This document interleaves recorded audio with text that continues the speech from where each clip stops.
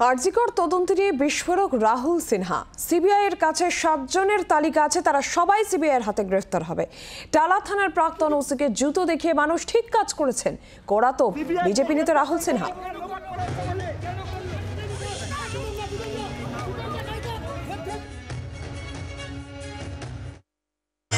7 জনের লিস্ট এখনো পর্যন্ত আছে, লিস্ট বাড়তে পারে, কমার তো কোনো সম্ভাবনা নেই।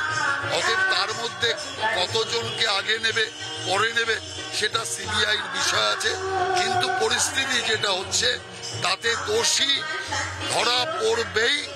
যারা এই ঘটনা ঘটিয়েছে তারা বাঁচতে পারবে না, কারণ সন্দীপ ঘোষ হচ্ছে এর ডাইরেক্টর, প্রডিউসার, ওর প্ল্যানে পুরোটা হয়েছে, কিন্তু যারা করেছে তারাও কম দোষী নয়।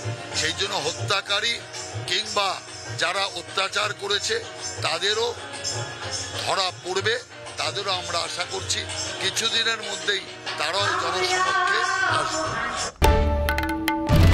বাংলার আওয়াজ, বাঙালির আবেগ, জি 24 ঘন্টা।